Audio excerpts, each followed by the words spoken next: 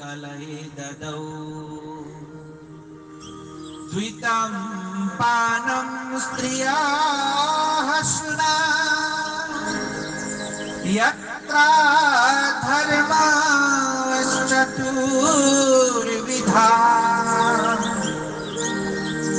कलियुग में 4 जगह में वास। कौन कौन सी जगह? द्वितम, किसी भी पदार्थ की नशा नहीं करनी चाहिए। क्या? किसी भी पदार्थ की नशा नहीं। तो नशा नहीं मतलब चाय भी नहीं। हाँ? क्या नहीं? चाय भी नहीं। तो किसी भी पदार्थ, कल से कुछ लोग दिखेंगे नहीं कि हमको ऐसे लग रहा है। हाँ? तो किसी भी पदार्थ की नशा नहीं। हाँ? तो द्वितम नहीं, द्वितम के मतलब होता है द्वित कीड़ा नहीं करना चाहिए। द्वित कीड़ा नहीं करना चाहिए। क्या नहीं करना चाहिए? द्वित कीड़ा कहते जुआ खेलने को, सट्टा लगाते हैं ना। हाँ? सट्टा नहीं खेलना चाहिए, जुआ नहीं खेलना चाहिए। द्वितम पानम के मतलब होता है किसी भी पदार्थ की नशा नहीं करेंगे। क्या नहीं करेंगे? किसी भी पदार्थ की नशा नहीं करेंगे। द्वितम पानम स्त्रियम, स्त्रियम के मतलब दूसरे स्त्री को गलत नजर से नहीं देखेंगे। हाँ? क्या नहीं करेंगे? दूसरे स्त्री को गलत नजर से नहीं देखेंगे। द्वितम पानम स्त्रियम, और सुना जीव हिंसा नहीं करेंगे। जीव हिंसा में मांस मछली मदिरा ये सब लोग खाते पीते हैं ना, ये सब नहीं करेंगे। इनमें कलिजुग का वास है। किसका वास है? कलिजुग का वास है। जो व्यक्ति जुआ खेलता हो, समझ लेना वो कलिजुग के चाचा है। वो कौन है? कलिजुग के चाचा है। और जो व्यक्ति नशा करता हो, समझ लेना ये तो भतीजा आया है। ये कौन है? भतीजा है। और जो व्यक्ति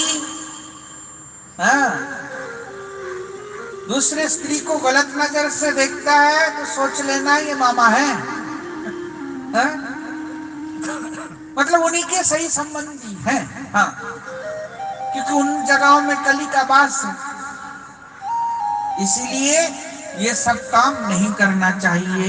और फिर क्या कह रहे हैं कि पुनश्च जाचाया चयमाना जात रूपम पदा प्रभु। कलिजुग ने मांगा किसको?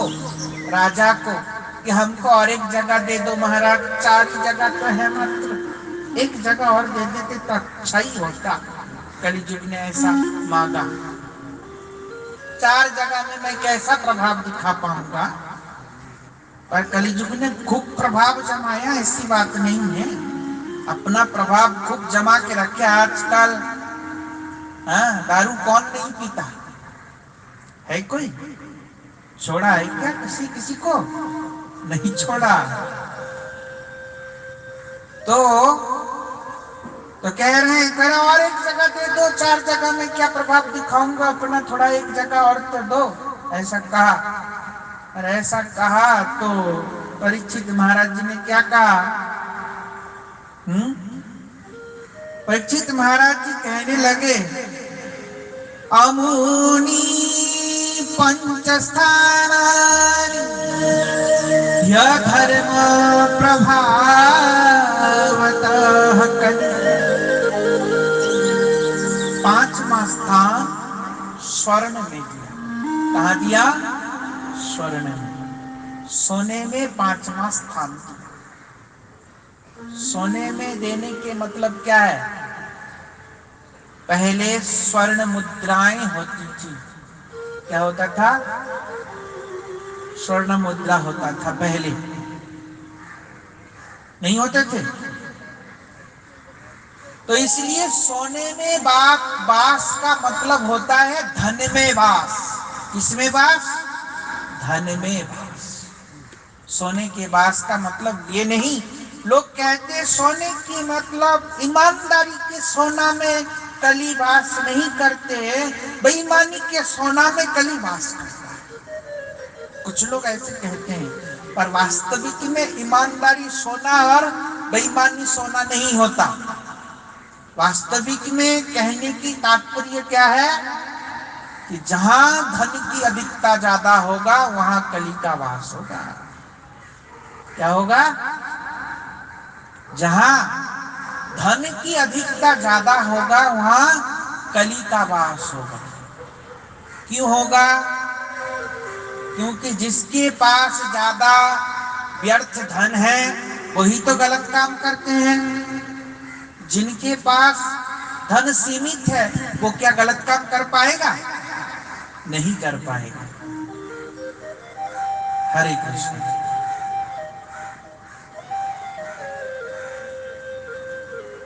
बैठने दीजिए।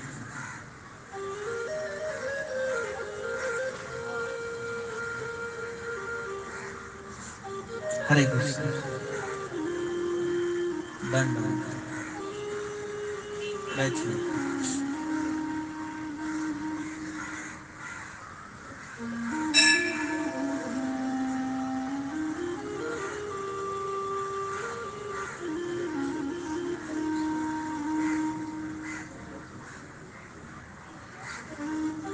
हरे कृष्ण।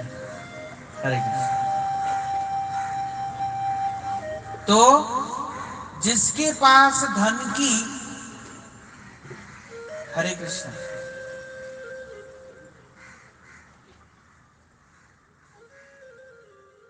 क्या करना चाहिए? धन अगर ज्यादा आता है तो भगवत सेवा में लगाना चाहिए। क्या करना चाहिए? भगवत सेवा में लगाना चाहिए। और नहीं तो वो धन क्या करेगा?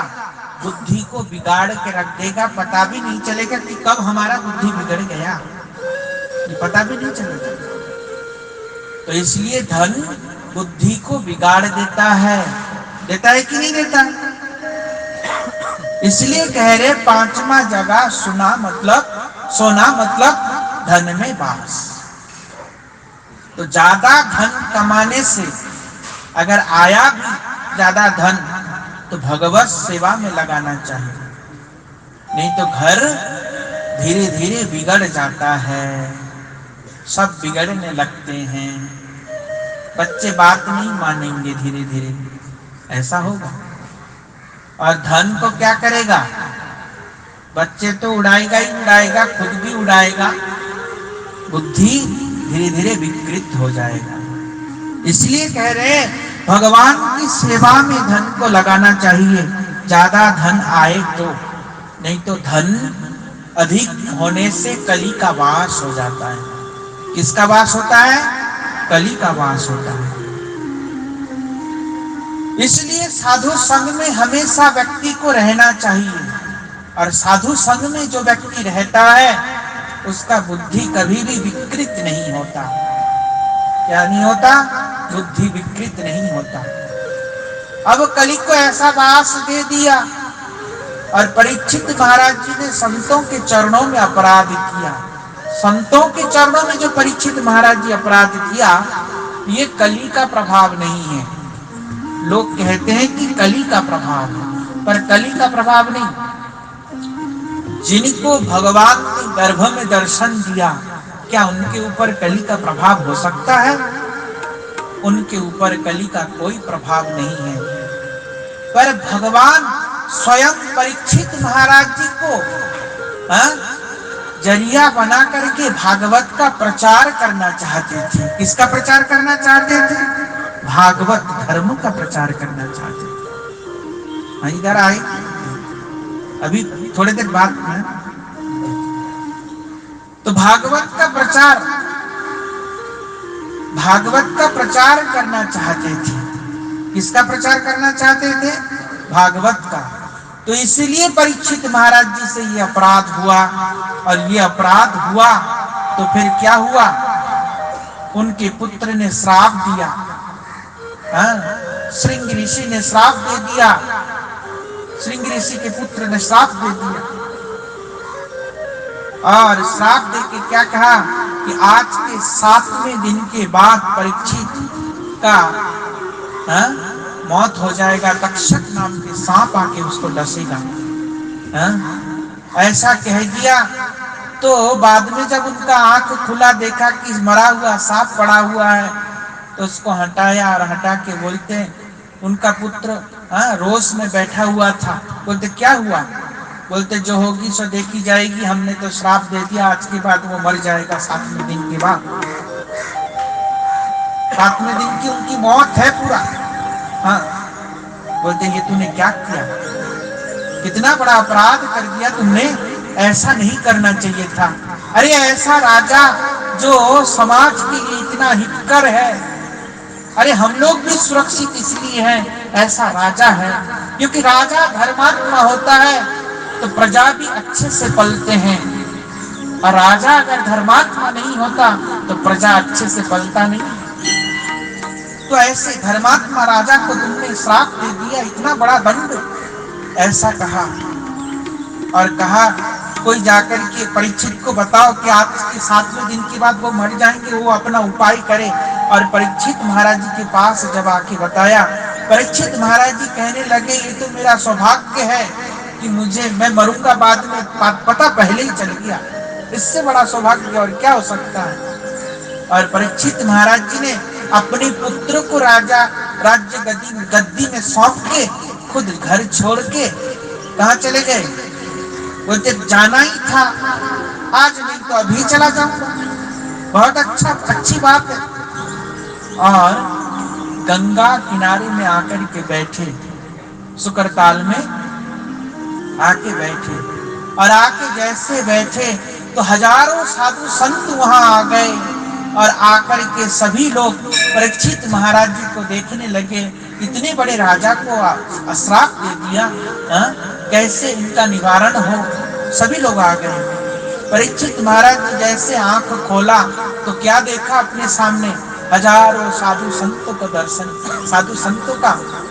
किया। साधु संतों का दर्शन करके कहने लगे कि मेरा तो ये सौभाग्य है। क्या है? सौभाग्य है। क्यों? क्योंकि गिरिजा संत समागम समन लाग कछुआ। गिरिजा संत समागमो, साधु का संगम जो मिलता है, ये कोई साधारण बात नहीं होता। क्यों? क्योंकि गावत वेद पुराण, ये मैं नहीं कहता, वेद पुराण गा रहे हैं, शंकर जी ऐसा कह रहे हैं। किसको? पार्वती जी को कह रहे हैं। और भागवत में क्या कह रहे हैं कि तुलया लभेना न स्वर्गम न पुनर्भवम सत भगवत संगी संगस्य मर्त्यानां किमुदास। क्या कह रहे हैं? तुलया लवे नापि न स्वर्गम न अपुनर्भवम। एक लभ भी जिसने साधु संग कर लिया, उसके बराबर फल स्वर्ग तो क्या अपुनर्भवम वा, मोक्ष भी नहीं है उसके बराबर। एक लभ जिसने साधु संग कर लिया, और जिसका जीवन ही साधु संगमय है, उसका तो कहना ही क्या है। एक लभ साधु संग का मतलब क्या होता है? एक लभ पता है निमिष से भी छोटा होता है। एक निमिष से भी एक लभ छोटा होता है। तो एक लभ साधु संग का मतलब क्या होता है कि एक लभ साधु संग करके हम अगर उसको जीवन में उतार लिया तो हमारा जीवन धन्य हो जाएगा। उसके बराबर कुछ नहीं है कि साधु संग साधु संग साधु सर्वशास्त्र लव मात्र साधु संग सर्व सिद्धि। साधु संग साधु संग साधु संग सर्व शास्त्र में गाते हैं और एक नव साधु संग सर्व सिद्धि प्रदान करता है। सर्व सिद्धि क्या है? सिद्धि है क्या? सिद्धि ये नहीं कि संसार की चीज मिलना, सिद्धि ये नहीं कि घर मकान बन जाना, सिद्धि ये नहीं कि बेटी बेटाओं का शादी हो जाना, ये सिद्धि नहीं है। सिद्धि क्या है? सिद्धि है कि राधा कृष्ण का प्रेम मिलना, ये सिद्धि है। साधु क्या सिद्धि देता है? राधा कृष्ण का प्रेम प्रदान करता, तो ये सिद्धि तो सर्व सिद्धि है। एक लव साधु संग ऐसा हो जाता है। पर मनुष्य जन्म प्राप्त करके अगर हम भगवान को प्रेम नहीं कर पाए या अपने आप को जान नहीं पाए तो हमारा क्या है? दुर्भाग्य है मनुष्य जन्म प्राप्त करके। तो इसलिए क्या कह रहे हैं? इसलिए कह रहे हैं कि इतना सौभाग्य मुझे मिल रहा है, आज मैं हजारों साधु संतों का दर्शन कर रहा हूं, मेरा कितना बड़ा सौभाग्य है। और उसी बीच क्या हुआ? भगवान सुखदेव गोस्वामी महाराज जी आ गए और आने के बाद सभी लोग कहने लगे, परीक्षित तुम इनसे कुछ ऐसा प्रश्न करो जो कि ये 7 दिन तुम्हारे पास रहे, ऐसा कोई प्रश्न करो। तो परीक्षित महाराज जी ने क्या प्रश्न किया? कि अतः पृच्छामि संसिद्धि योगिनां परमं गुरु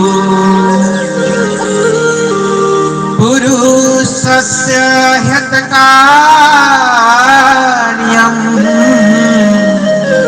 म्रियमाणस्य सर्वथा। अतः पृच्छामि संसिद्धिं, हे योगियों में परम गुरु मेरे गुरुदेव, मेरे को ये बताइए कि पुरुषस्य हितकार्यं म्रियमाणस्य सर्वथा, जो व्यक्ति मरने वाला है, जो व्यक्ति मरने वाला है या जो मरणशील है या जो अभी मरने वाला है, ऐसे व्यक्ति के लिए क्या उपाय है, क्या करना चाहिए? क्या हम सब लोग नहीं मरने वाले हैं कभी ना कभी? हम सब में हम भी हैं, तो क्या नहीं मरेंगे? मरेंगे। तो ये किसके लिए है प्रश्न? सबके लिए है। तो बाकी की कथा हम लोग कल श्रवण करेंगे। मेरा टाइम हो गया। बाकी की कथा हम कल श्रवण करेंगे कि कैसे कैसे परीक्षित महाराज जी को भगवान सुखदेव गोस्वामी महाराज जी किया है। परीक्षित महाराज जी कैसे कैसे